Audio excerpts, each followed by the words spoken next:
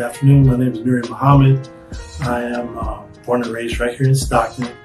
I was born in February 25th. My parents are both still alive, both still well. I was born actually under the name Brian Jones, so a lot of people know me growing up as Brian Jones. That's my slave name. Don't try to think you can get away with calling me that. So, but today I go by the name Nuri Muhammad or Brian Muhammad, either one. But I do prefer Nuri. I've been a lifelong resident of Stockton. I left only shortly for college and whatnot, but I've been like basically all of my adult life some type of an activist in the community of some sorts. I am the local representative for the Honorable Minister of Farrakhan and the Nation of Islam. And I also have the pleasure of working in an organization called Advanced Peace Stockton. And we are a gun violence prevention program. Came to Stockton and Dameron Hospital where I was born. That's how I got here. That's how I just came out at Dameron Hospital. That's where I was born. I think it was Dameron Hospital. I think that's right. But I grew up in Stockton. My parents have always lived here since, I guess maybe they moved here. My mom moved here like shortly after she was born in Texarkana, I think. And my father, he was born here in Stockton. So all my family has been here since I can remember.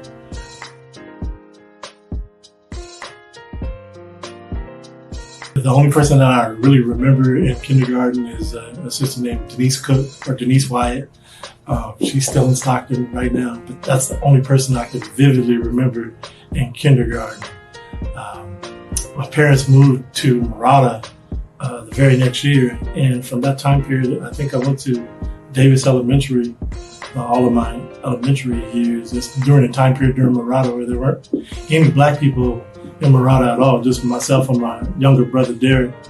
And I think we were called nigger every day of being there since I could remember. Just literally somebody would call us nigger every single day.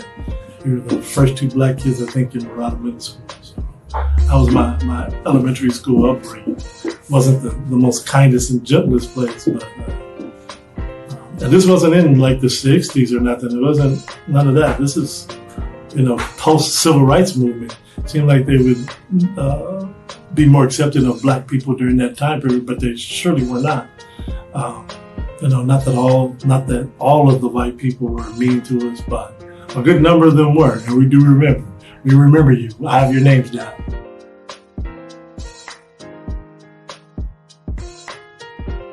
I don't really remember really having hopes or dreams. I know I wanted to be like my dad. He was like my hero, like for sure. Growing up, between the ages of about maybe, from what I can remember, from maybe 2 or 3 to maybe about 8 or 9 years old, I wanted to be just like him. He was a businessman, wore suits every day, and I thought that was the coolest thing. He was a big man at that time, 6'5", 250 pounds. And, people just seemed like they respected him so much. And then at the age of about 10 or 11 years old, he was arrested and sent to prison. And it left a gaping hole in my life pretty much during that time period.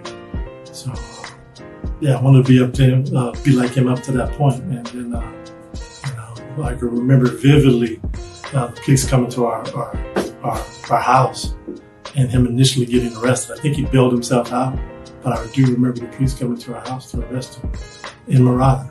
So having to go to school, and people were already racist, but his particular case was all over the news and the newspapers, and they really, we really faced a lot of difficulty factors going to school during that time period. My mom always said at a certain age that I had a chip on my shoulder. I don't know if it was an actual chip, but I was angry. I was upset. Upset at what I thought was an unfair trial as much as I can understand as a child, but I would follow it all the time. I still was an advocate, still loved my dad, no matter what people said, it didn't matter. So it might have set up my spirit of advocacy for people, whether they're in prison or incarcerated. My spirit for black and brown people they oppress people. I think that was the beginning stages of it, because I've always been like an advocate. I've always spoke out since I can remember for someone seemingly in trouble. So.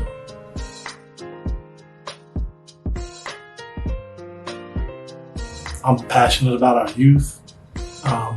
I love Islam. I love Islam as it's taught by the Honorable Minister Louis Farrakhan. I believe with my whole heart that it's the saving grace, not that everybody has to be a Muslim, but the wisdom and knowledge in it. I think it can be utilized by everybody, from how to eat to live to, some of the other aspects of the knowledge and wisdom. It can really, I think if applied by our people, it can really advance our people. So I'm passionate about that. I just want to work with, young black men, young brown men, to help them develop. So I definitely am passionate about that also.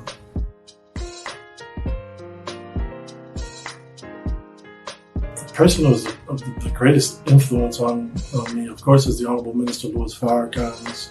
Anything of good that I have in my mind, basically, it came from an idea I got from him.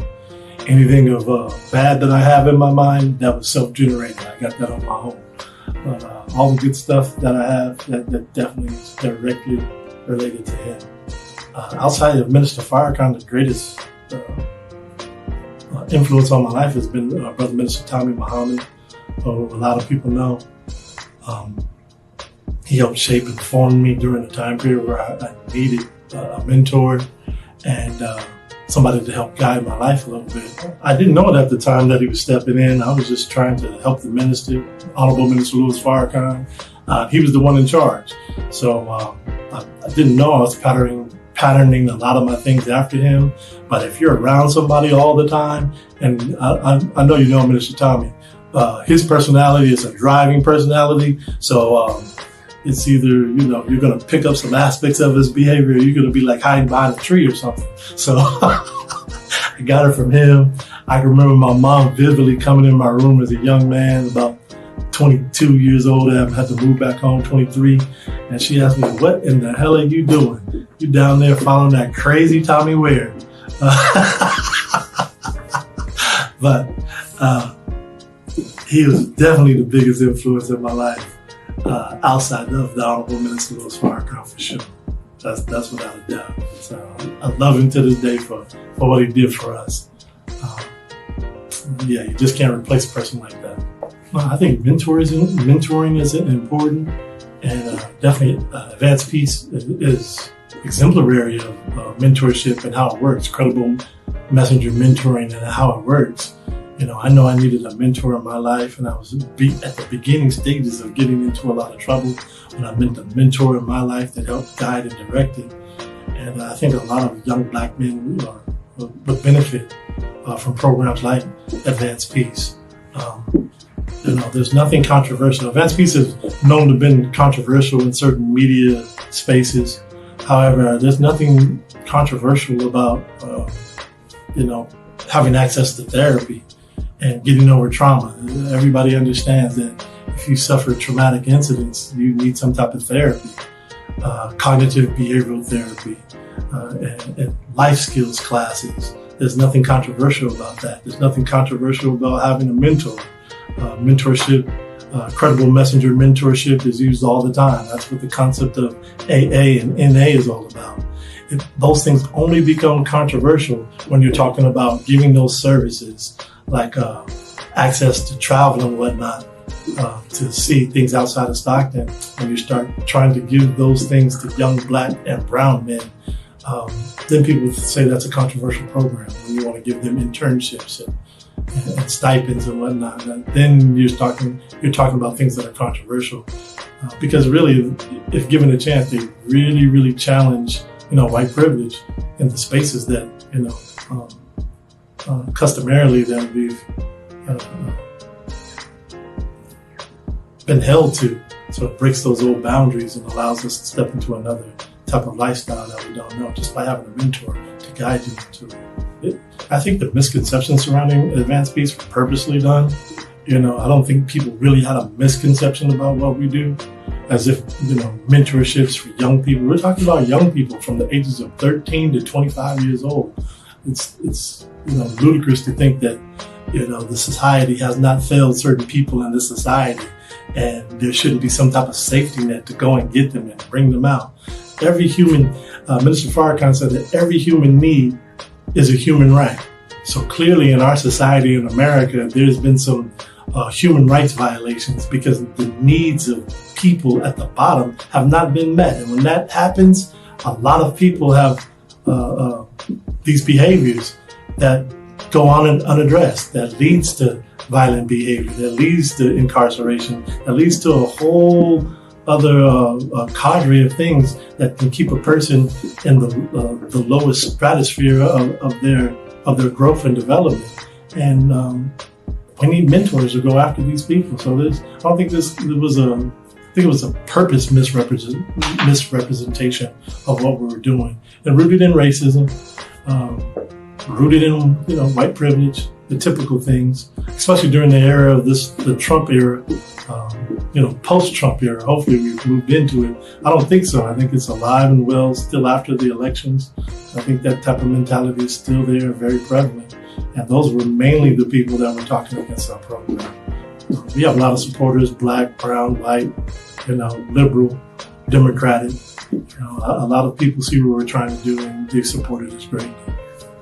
Advanced Peace, basically we need just community support. We need to galvanize with other organizations doing similar type work. We need to galvanize with black professionals so we can keep the lines of service to our population that we're trying to serve open to them.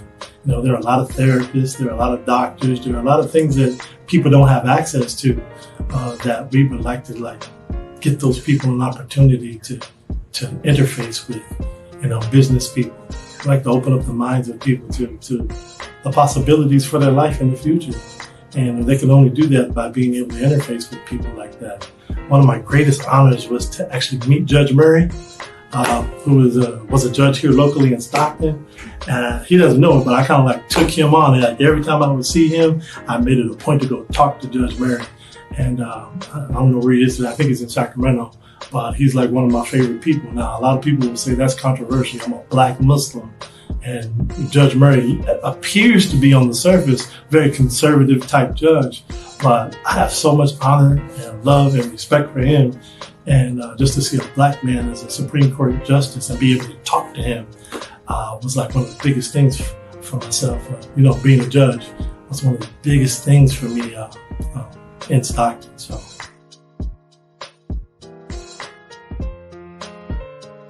More common than not, that Office of Neighborhood Safety model is what we use at Advanced Peace. And you'll find that people who are at odds with one another, the main shot callers, they begin to realize that they're more similar than they are dissimilar. And they are more alike than the people there that are even in their circles. And there is when you can get people to respect one another, that's what the word respect means, to look again. When we can really look again at each other as men and be able to look at each other and drop down our guards, then we're able to build this affinity for one another, and the respect comes in. And you see that your brother is a lot like you and you're a lot like him. And we see it time and time again. We've seen it in Stockton quite often, and we haven't even had the chance to travel yet because of COVID-19 restrictions. But we're just doing it here locally. We've done some remarkable things with just limited travel. So I know that to be real. I definitely am honored to work with the group of men that I work with. They put their lives on the line every day, just like police officers, except they're not police. And we let the police do their job and we do our job. But they're in the middle of quite a bit. And they're unarmed, and they're just using wisdom, knowledge, and understanding to guide people. I appreciate them for what they do. I really do. They really are good men that are from the street, from these neighborhoods, and they've reached an age of maturation, and they're trying to give back. They're trying to fix what they were participants in and tearing down. And I appreciate them very much for making that attempt. And we will continue to move forward, regardless to who's the mayor, the political atmosphere. We didn't come in it for politics. We came in it for our people, and we'll continue to work on behalf of our people, regardless to whom or what. I was doing Advanced Peace work without getting paid, without calling it Advanced Peace. And the Nation of Islam my whole adult life. So when it came time for the job, I was a natural fit for it because it was work that I was already doing. So it'll continue on, trust me. And everyone I hired was doing that type of work already. They're already in the street, already trying to guide people, already not liking the condition of Black people and Latinos, and they wanted to change how our people have been living. So I think they're dedicated to that.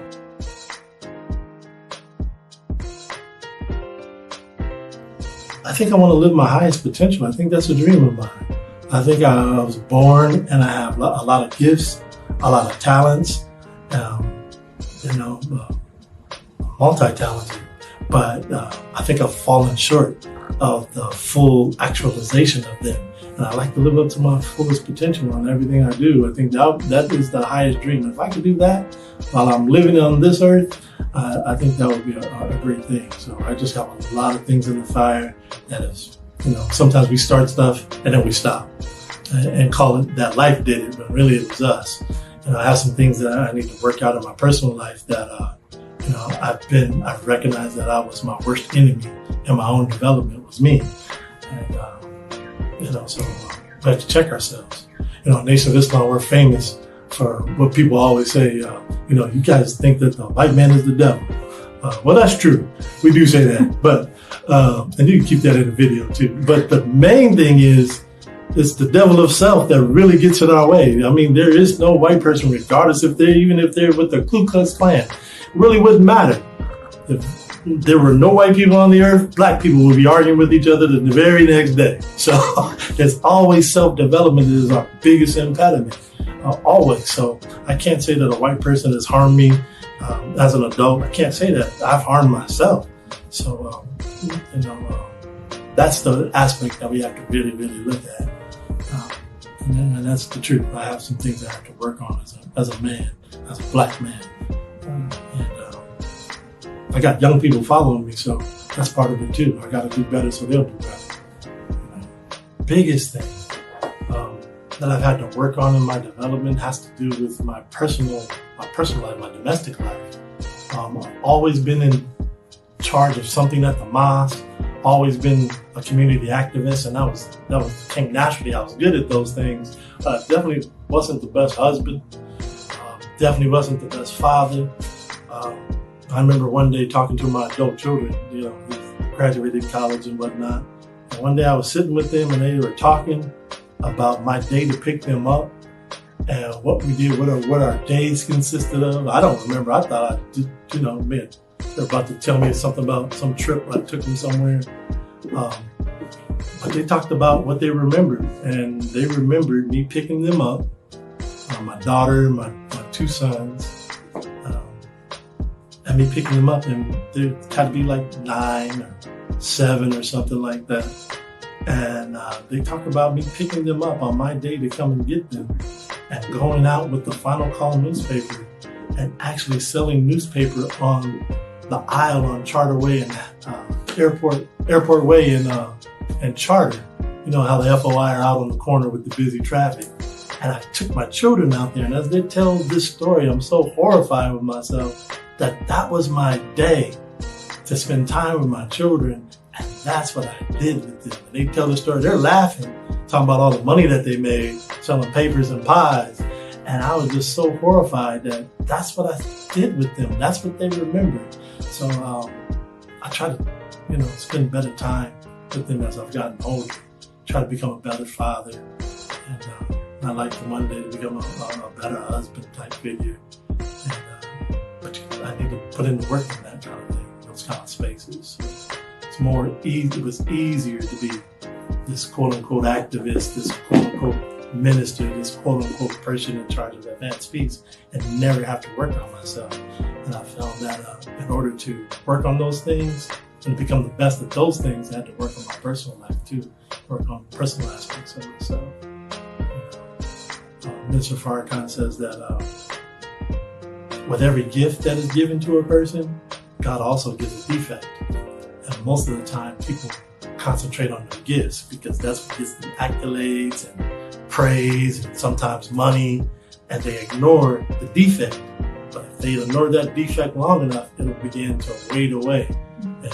tear away at the gifts that they're good at, and pretty soon the defect will even take over their gifts. So I want to concentrate on the defects that come with every gift that I have. It could be a very, very difficult thing to look within and try to grow. Now we have to admit, trauma is real. Intergenerational trauma is real, and there's nothing wrong with being Christian or Muslim and knowing that you need mental health work too. Every pastor or mentor or whatever person that you are, you also need that. You need pastorship and mentoring. Every mentor needs a mentor. It's like straight up. Every person that helps people needs some help. So I definitely benefited greatly from getting some mental health work. As Black people and brown people in America, in this society, if you don't think that you need some mental health counseling, you're off in your assessment of yourself. You know, you read the New Testament where Jesus is exorcising demons. That's part of our work today.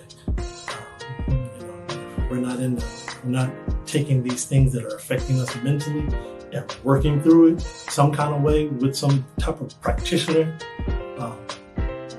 then you're really at a loss without it.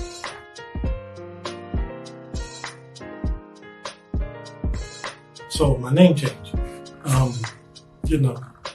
To go from Brian Jones to Brian Muhammad was like a lifelong thing. I became Brian Muhammad, I think in 98, maybe, something like that. Mr. Farrakhan gave a whole bunch of people in the room the name Muhammad. So I went from Brian Jones to Brian Muhammad, and that was a switch. Your whole family, the Jones family reunion, this, that, what are you doing?